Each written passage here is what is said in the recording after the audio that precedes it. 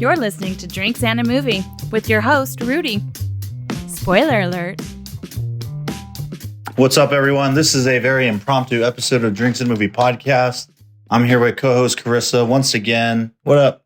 Woo! We just got out of the theater, the Vista, seeing Strange Darling, which just opened up full release today, directed by J.T. Molnar, with cinematography by Giovanni Ribisi in his director of photography debut, which is pretty cool. And yeah, first off, I mean, not really going to talk about any booze right now. I just want to go right into the movie. This is our first impression, like straight out the theater. We just walked out like 15 minutes ago.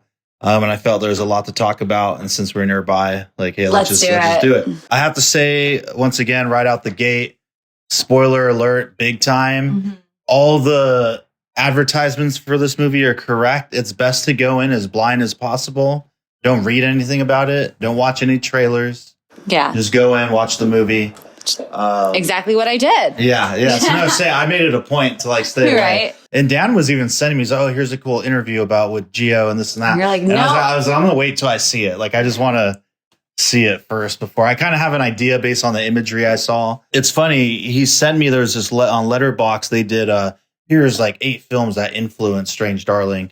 And I was looking through them and I immediately told him, I was like, well, I haven't seen all of these, but I can already tell that there's going to be a lot of red in this movie. Yeah. And I was correct. A shit ton of red. You know, a movie I really want to watch again after having seen this is Cries and Whispers by Ingmar Bergman. I've never watched that one. It's another it's not horror or anything. So just if you watch it, it's not but it's another very red movie, just red all over, like red walls, red clothes, red everything. It's about cancer and some other shit. But anyway, how do we want to go about the plot of this movie? What does IMDb say for that? Let me actually pull it up. And if you get a chance, go see it at the Vista. I love how they do like the cartoons and like the ads and everything that has to do with, Yeah. And most importantly, 35 millimeter presentation. And 35, yes. It's I'll come up with the synopsis. So a woman is running from somebody who's trying to murder her, but things aren't quite what they seem. Yeah, because I was going to say, well, it says nothing is what it seems when a twisted one-night stand spirals into a serial killer's vicious murder spree.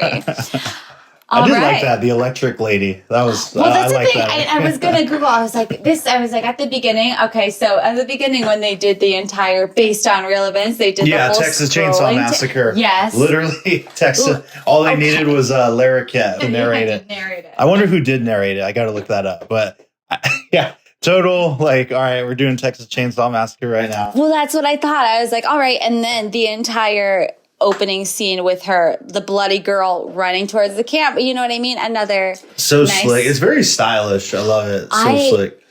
I liked the way that they had her coming into the camera. And it was like, it's not like, I don't know how to explain it. It's not like pretty. Like, it showed every single ounce of like any sort of fat in her face just bouncing.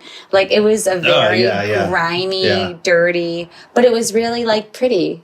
And it was wild because you didn't realize what was wrong until she got closer. And you saw and you're like, oh shit, here we go. Yeah, I thought it was interesting that they proclaimed right off the bat, shot entirely on 35 millimeter film, which is like... I don't know, kind of funny to me because I love that shit, right? Like, if I can do everything on film, I would. But so I always love movies that are still going that way, even though, I think for the most part, it's pretty imperceptible. This, I mean, they lean into it. Like, there's sorry, I'm a nerd talk now. There's a lot of like halation and whatnot, but it's a good, like, clean looking fucking film. And anyway, to the point, I thought it was interesting that they like took so much pride in like they did, giant. Like the very first frame of this movie is, "Hey everyone, we shot this on 35." Yay! Just so you know, but entirely too. It is the director. No, it's not his debut, but how many movies he hasn't done much before? It looked like just one feature that was at Sundance in 2016, for what I saw. Which now I'm gonna have to look up, and we're gonna have to watch that too. Yeah, because after that, he got this entire movie made, which is just crazy. So what'd you think? No, I loved it. It's just like rough for me because I just hate that. I can't. Well, I got to be careful how much I expose it. This movie I was really fantastic. enjoyed the movie. Yeah. This movie was really good. There was a lot of like nods to Tarantino, a lot of his films. I like how they did the chapters. Well, I think so. For me, and we were talking about this when we left, because I'm going to give this director more credit than that. Like I was having trouble with how to articulate it. Is it very much feels like Tarantino-esque? Yeah. But ultimately, so many other movies are Tarantino-esque because he just rips from all kinds of like shit and puts it together. And it feels like he made it okay for the rest of us to do stuff like that. Mm-hmm. And this is very much like that. Like, hey, we're going to wear, like I said, wear the influences on the sleeve and not shy away from it, you know, which is cool. And I feel like I do the same shit. Like the last short we did, I was literally, my whole thing was like, I want to shoot something like Brian De Palma. So let's do split screen and split diopter shots and like just for fun, because why the fuck not? So I get it for sure, you know? Yeah, I feel like those split screen and like the split screen and the split diopter, that's like a shot style. Like doing the chapters and everything else, I guess I just feel like is a little bit more. Yeah, I feel like Quinn's definitely like been known for that for a while now. A lot of movies in a row. Yeah. But so when this did that too, like in this many presented in 6 chapters or whatever. Yeah. All right. And so I was like, okay. I was like, but I loved how they jumped around in it, because of course you would have to with this film, because if you didn't, there would be no twist. Yeah. You know what I mean? So I completely understand why they did that. I think it was really smart that they did that. And I love how they had the characters right away. You know, you hate the guy, you love the girl. Tons of spoilers in this, guys, just so you know. So don't listen to this after. You know, one thing I think is cool about it too, though, is even in its order, it still is twisty, because in the order of the chapter, if we were to watch it chronologically, it's still like halfway through is when you get the turning point, right? I think it's literally chapter 3 out of 6 or whatever. So I thought that was really cool about it, was even though, and we know we're watching it out of order because the first thing up is like, all right, we're in chapter 3 right now. Yeah. And then we're going to jump to 5 or whatever. So we already know it's going to be that the pieces are going to come together a certain way. But even within each of those chapters, they all had a moment, like a turning point. Mm-hmm. So I thought that was pretty brilliant. And then even to like go back on itself where, oh, he is the bad. Oh, no, he's not. Oh, he is though. And then, you know, like they did a lot of that. But it never got, man, I feel like they're walking a kind of a tightrope, right? Because any other filmmaker, maybe wouldn't have executed that as well, you know? Yeah.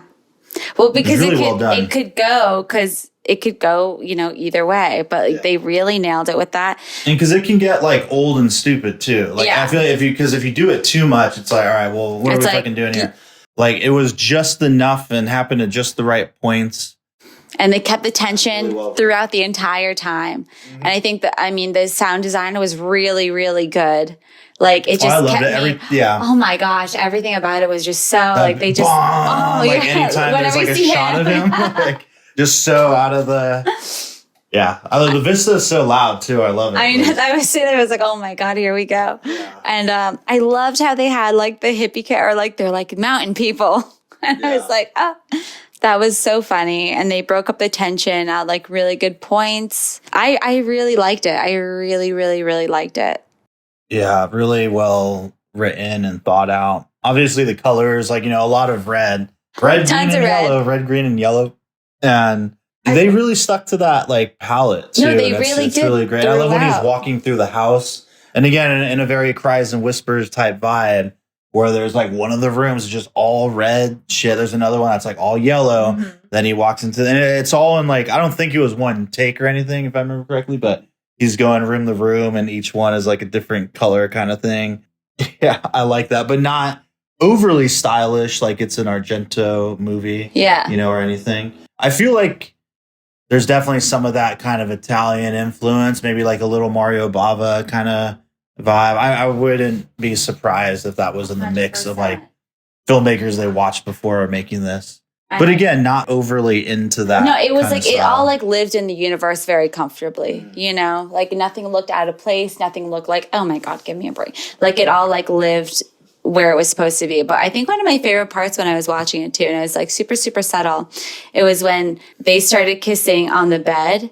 And then she started like kissing more aggressive and like moved into more of the red area. And it looked like, I feel like that was like the first tinge of the filmmaker showing like, she's the bad person. And here we go, you know, like everything that they did, very small little things like that throughout. I was like, ooh. I like how there's the break too when we get into, I think it's chapter 1, where then it's all like blue lighting. How we've been into this very saturated red and green, now into like blue, and then when we get into the room, like you said, what's funny too is there's a tension in like the horror thriller aspect of it, but also in this, like this in itself is its own little like short film. In their kind of back and dynamic, forth. Yes, of like trying to have sex and everything, and the frustrations between them, you know. And you've really, man, that dude, that actor Kyle Gallner, is that he was such amazing. a good job, at being like the irritating guy, but not over irritated. Like just, you know, trying to be cool. Like, all right, are we gonna fucking do this or are we not? Okay, we're in. All right, now we're not. Like, what's fucking wrong now? Like all that. Yeah, I think a lot of us have probably been there. You know? But that guy too, like I remember him from, he was in the Nightmare on Elm Street remake. Yeah. He was in Scream fucking 5 for a few seconds. American Sniper, Wet Hot American Summer. He's the one that gets thrown out the van. He's like a little kid. Red State, man. Kevin Smith's Red State. That's he was in. Wasn't he? He was in Smile. Jennifer's Body. Oh, I never saw Smile. What? Yeah, I never saw it. Oh my gosh. Yeah.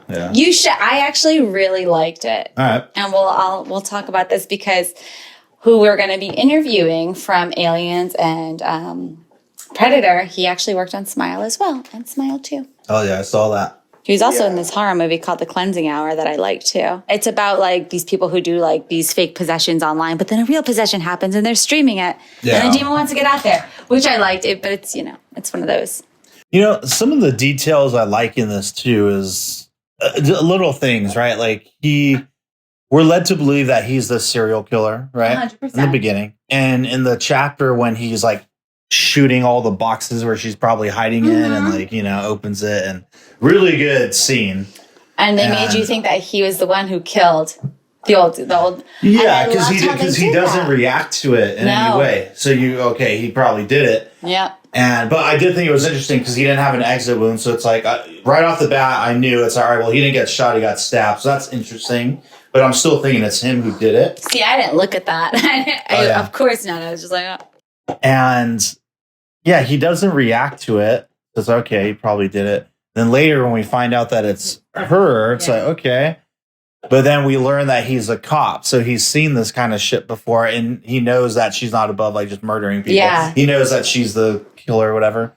So all that goes into like, okay, yeah, it makes sense. Like it's not something they overlook. I like that too, just setting up those pieces, like when he has his gun and his ankle or whatever. Thing, yeah. And you're just like kind of waiting for that to come into play. And that's a good little, dangling carrot hanging, waiting to drop at some point. How much of this was based? So this is based on a true story? No, there's no fucking. No, they made that up. That's what I said. I'm like, so it was based on. Maybe it is, but I don't believe that. I think that was serial killer. Like at the beginning, I was like, so are you guys saying this based on true thing, or was this part of the movie? It's part of the movie. It's like Texas Chainsaw Massacre. Like they say, oh, this is a real story. Damn, I was really hoping. I was like, oh. Well, in the history of like American serial killers, I'm sure something has happened very similar to this. Exactly, it has to. Oh, what else was I going to say? Cinematography, top notch, of course. Great use of zoom lenses, not too over the top. And they flashy. Also did the diopter shot. Split diopter, yeah. Mm-hmm. I sat there and I was like, it's that one. I see it. I can recognize it now, which is so funny. But, I mean, I thought the actress was amazing. The last scene. She was brilliant. Oh, dude, she was fantastic throughout the entire thing. Yeah. Like, she got, like, better and better. Like, as you're seeing the layers to it and the performance and all that, it was like just a crescendo to the end. Oh, and I mean like the very end, like even the last minute or two, that's just her dying. I was just like, oh my God. I've never seen someone portray it like that. And it felt. In one scene, like there was no cutaway, nothing. And I'm just like, oh my God. I've never seen someone do it that way. Yeah, I'd be interested to see what she's in next. I've never heard of her prior to this movie.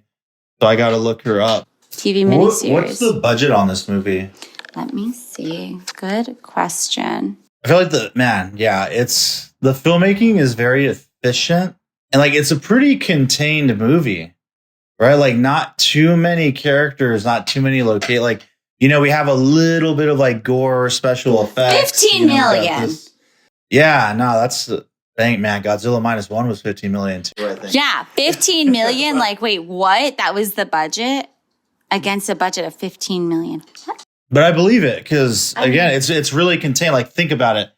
Not that many locations, right? Like the motel room, the exterior of that, just the house. Out in the woods. You know, it's not a lot. It's pretty contained. Like, not a ton of characters. You know where you know what one of my favorite scenes was from this movie though? When spoiler again, spoilers on spoiler. When she bites his neck and like he's laying there dying and you can see his neck moving. That was a really great special effect right there. It was so good. Yeah, the breath like underneath just pulsing out. I was like, oh, see. I really didn't want him to die. Me neither. I thought he was gonna live. I had a feeling it was gonna happen. I'm just glad that in the end she didn't make it out. Oh yeah, because 100%.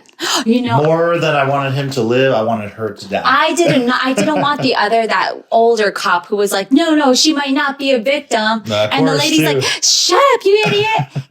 And I was like, oh man, that poor bastard. And all I could think, and I hate, oh God, I shouldn't even say it on here, but I was like, this is like an ode to the whole thing. Like, actually, maybe I shouldn't even say it, but. They say it in the movie. Like the believe women, you know what I mean? Like no matter what, she's a victim, she's a victim, she's a victim. And they play on that because the cop literally says like, oh, you're doing this just because I have a vagina. And he's like, no, man, it's not that. It's experience. There's I have decades of experience on you. And that's what this is about.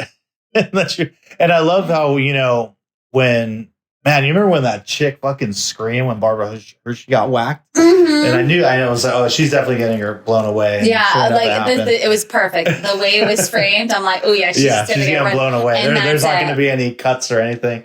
But I love that cop's performance. He's the one from Breaking Bad, because Steven Quezada. And when he looks at the girl and he's like, he's like more mad at her than he's mad at the fact that someone has a gun to his head. Yes. I just thought that was brilliant. Yeah. I feel like that would be me. You'd be like, I fucking told you. I told you. And the girl's sitting there and she's like, and it just sucks that she's like, run. Like, I'm letting you go, run. And she's like, I'm the electric lady. Oh my God. You could just see, she's like looking, she's like, fuck, so much shit, and runs into the woods.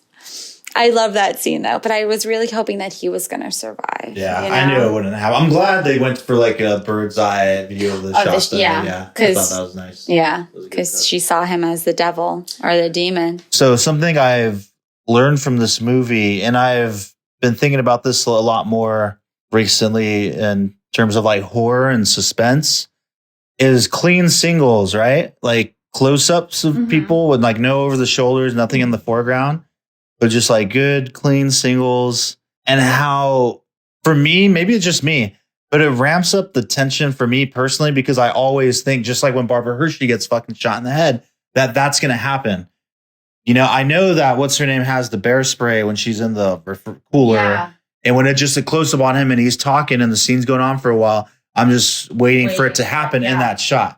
Because that would be the best surprise, rather than like cutting back and forth, just letting it happen there. And that's exactly what we get with, again, Barbara Hershey. I feel like, same thing when he shoots her ear off, right? Same exact thing. I have no idea. So, you know, they established that early on. So then the whole movie, anytime there's like a clean single close up, I'm like afraid. I'm just like waiting. You're like waiting for it to pop off. I'm like, someone's head is going to blow up. Exactly. So you're causing that tension for yourself automatically. And even if you forget, that surprise is going to just fucking blow you away anyways. But man. Yeah, man. Really good movie. I'm probably going to see it again. I'll probably see it with Sally. Yeah. She'd like this one too. Yeah, I think she would dig it. Yeah, it's not like her, usual. And I take it because you haven't commented on this yet, that you didn't think early on in the movie that it was her, or you did? I'm not even... Okay, so listen. The moment I thought it was her was when, in the bedroom, And they first have the strangulation scene. And then she's like, uncuff me, uncuff me. And then they show signs of her crazy there, of like her bipolar craziness. You know what I mean? And I was like, oh shit. I was like, it's not him. It's fucking her. It's fucking her. She's the crazy one. Cause you know how I just saw it as it was her like kinky shit that she was doing. And playing these games with them. Yeah. I don't know. Because when they cut back and forth and she's like, I don't really do this, but she carries around a thing of like sex toys. And I'm like, okay, so she's not a sex worker. She's literally like just a girl saying that she just wants to have fun. But I'm always sitting there and I'm always like, oh, what's the twist? I'm the worst. Cause I'm like, she's asking him if he's a serial killer. She's a serial killer. It has to be her. But, the reason I thought that was because I'm like, okay, he unhooked her and I was like, okay, so they're trying to play it a certain way. I was like, but it's definitely got to be like, it has to be her because it'd be too obvious if it was him. But if they switched it up, it could have worked that way too. Either way. That's why it was, I think it was so well done. And like, I think using the kink, like the sexual kink angle of it too, it was smart. Really makes it like it could go either way for sure. And that's why they're going back and forth. And man, I love that edit when, you know, he gets all serious on her and you think that that's it. And she said, Mr. Snuffles or whatever. And when it cuts back to them in the car and she's telling them like the whole like, hey, no means yes. If I'm like crying or whatever, like go even harder on me. And he just like, okay. And like the only word, Mr. Snuffles or whatever. Yeah. Like I thought that was really brilliant to go back to that point, right? And I wasn't seeing that coming. And it's very jarring too, like aesthetically, like the warm hotel. Back to like the blue in the car and they're laughing and everything. So man, I thought that was really good. Yeah, really, man, really contained. Again, that scene too, just all in the car. Yeah. Close-ups in the car. I love the scene when they're in the bathroom and she's going through his wallet and she's like, cool. Money, cool, phone. And that was the first time I think I saw a cell phone. So I didn't think we were in that. I didn't know what era we were in the entire time. You know, I mean, actually at the beginning, you kind of could tell because of the truck. Yeah. But she had like that old Pinto. So I was like, all right. I thought it would be something else. But then when she flips his wallet and his badge is in the wallet, and I was just like, oh, what's going to happen now? And she didn't give a shit. She was going to go kill him anyways. But man, when he shot her right in the fucking ear, I was like, ooh. That was a really great moment. That was and just like the pause there, you know. And she like, runs out. She's like, he has a gun. I have a fucking gun too. I got a gun too, yeah. But then that dude just leaves. He just left. I was like, I thought for sure he would go into the room. Yeah. I wonder where they shot this and where, well, even the lady at the end that picks her up just like had her gun and everything too. And that was the best part. That was the best. They may have said in the beginning narration, like, oh, you know, this area was terrorized by this person or whatever, but it was filmed in Oregon in the summer of 2022. Man. What a movie. What a ride. Man, good for them too. Like their marketing and everything they've been posting on social, or maybe it's just because I follow Dan and Lauren, so I see like way more. But even outside of that, I'm seeing a lot of posts and other people talk. I'm already seeing interviews about it pop up and podcasts. And fucking Giovanni Ribisi was on KTLA News this morning promoting it. Really?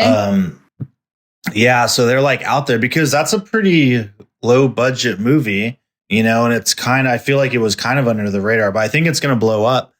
And I think it should, because this is a good original movie, twists and turns. It's fun. Yeah, it's the fun. The way it's filmed, the music. It's thrilling, everything. Oh, man, some of those musical cues. Yeah, love the music. Oh, loved the music. And there were some musical cues in there that maybe it's because I was listening to this on the way to the theater, but I was listening to the theme for The Bird with the Crystal Plumage. Because of all the la-las, la, you know, like la-la music. And I was like, oh shit, this has like kind of those vibes, but without the nice like hip breakdown. But yeah, man, fucking 2 thumbs up for sure. Yeah, they nailed it. Everything about it, I really, really enjoyed. Yeah. And I really enjoyed the fake story. Because it doesn't have any. There's nothing like that happen. But you know, it's just very, you know, you could just say something did and just it didn't, and then put it as a real story. I love it. So you know what? The world is your oyster. Yeah. Really great filmmaking, just all around. Yeah. I think it's going to do well. And I hope it does. Again, lower budgets, like shooting on 35 and original stories, no sequels, no remakes, just some good movies. What do we have to look forward to now in terms of like horror coming out soon? I think Terrifier 3 is in October. I think they're doing a Christmas themed. Yeah, they are. Motherfuckers. It's going to be good. Yeah. What else? What else is coming out this year? I don't think there's. Yeah, that's all I can think of is Terrifier 3. But whatever. There's been some smaller ones coming out that haven't. I'll send them to you. They're so hit and miss. But I did watch one that was called The Devil's. Oh my gosh, I got to think about it. But it's like a Polish movie. All these like little, international ones are pretty crazy. Pretty messed up. Well, they're usually better. Like they've got just different sensibilities than us Americans. Good. Yeah. Good movie. Everybody should go see it. I would hope that you saw it before listening to this. Please go see it. Just do, before you post it, tell them to go see it before they listen. Oh, I did. I already did. I never beautiful. do this, but I did like it out of the theater. So when I got to my car, I did a little Instagram story. I got to do more of that. But yeah, this was fantastic. I loved it. It might like kind of throw you off at the beginning, but just watch it because. No, that's what's great though. Like I do love a movie that can throw you right into the action. Yeah. You know what I mean? Like right in the without, oh shit, we're here. Oh shit, She's what's running going through on? the woods. He's over here shooting at her and chasing her. There's beautiful music's playing. I don't get it. Yeah. And that, you know what I mean? But it jumps in. Yeah, I love movies like that. I love just throwing you right in. Mm-hmm. It feels all over the place, but like the tie, it's mwah, chef's kiss. It was great. Beautiful. Beautifully done, team. Yeah. Fantastic. I really think too that even if it did play out in order, it would still work, which is amazing. Yeah, it would. Like some nerd is going to do an edit of that when it comes out on Blu-ray, guaranteed. And I really think but that again, to me shows how like really brilliant the filmmaking is that I think it doesn't rely on, it's like, Memento is one of my favorite movies and people like to talk shit about it. He doesn't like Memento. people like to talk shit about it because there's like, oh, well, it's the gimmick. It's only because it goes backwards or whatever. But that's the movie. And yeah, that's the point. And where was I going with that? What was my point? But with this, I think it works either way. And that I think shows the true brilliance of like the writer and the director that, it can work that way. Like it doesn't rely on just being chopped up and placing scenes in random fucking order, you know? But it definitely elevates the experience that it is. It does. It makes it more exciting because it makes you really look forward to what's coming next. Like, oh, when are we going to get to chapter 2? That's really important. Yeah. When are we getting to this one? Like, oh my God, now we're going to know. And then I love how the way they jump because then you're like, oh, okay, so this chapter is going to be this. You can kind of be like, okay, this is going to happen. That's going to happen. And I will say the Mountain People were like some of my favorite. That was like one of my favorite chapters because I was like, this is so crazy. When she's sitting there just all bloodied and shit, he's like, my leg. We're on a motorcycle. And I was like, this is so funny. And she said we're hippies. I'm not a hippie. I'm a biker. I'm a biker. It's like, what? It brought a lot of like levity to it. Mm-hmm. And just that weird montage of like the overhead shot of them making breakfast with obscene amounts of butter. Oh my. Again, it's funny. Like I don't know what the code is that needs to be cracked on how people can do that. I said this about another movie recently. I forgot what it was, but I was kind of talking about this with the Deadpool and Wolverine movie, but it's amazing how some people can just find just the right balance, because that scene really, when you think about it, like I guess on a technical level, should be very out of place and stupid and like, oh, well, this doesn't feel like, why is this happening? But somehow it works and it happens at just the right time and it's just the right amount. Because it is kind of random. It's really fucking random, actually. Random. And the quirkiness of these two characters. It's so and it's not like we go back to that. Like the breakfast making played some important or the Scott Baio fucking puzzle or whatever. It's just like this funny moment of levity. I guess it makes it a little more sad that they both just get that's the thing. whacked. I was like, they really made you love these two characters. And like the 5 minutes that you had before they died, which was so funny. And you're happy that she ran off. She got away. Thank God at least she survived. And then she doesn't. And then she doesn't. Wrong place, wrong time. How awful. And it was just one of those things. It's like, oh, you're so close, you know. But man, yeah, this is a fun ride. I really enjoyed it. Yeah, I'm excited for repeated viewings and seeing how it holds up. Yeah, you know, definitely. I think we definitely needed a movie like this too. It's another like right time situation too. And this is man. Like this is what movies and cinema is about. And like it's a big key ingredient that's like missing these days. Yeah. So to JT and Molnar, man, props to you. And man, bless your heart for being the person that got to bring this to us too. Right? Not everyone gets that opportunity. I know. And I love that. Oh man, I can't wait. I'm going to take Ben to see this and see like, you know, somebody who's not crazy into the horror. Ruined the movie for him. Sorry. You're going to love it. It's great. This is a great idea. And, you know, hopefully, Rudy, me and your crazy ideas will get made too. Yeah. Fucking A. All right. Well, shit. That's a wrap on this one. Cheers. Cheers. Thank you for listening to the Drinks and a Movie podcast. You can now find us on Instagram at Drinks and a Movie Pod, where we'll be posting photos from all the various films that we discuss. You can also email us at drinksandamoviepod@gmail.com. Please rate, review, and subscribe, and thank you for listening.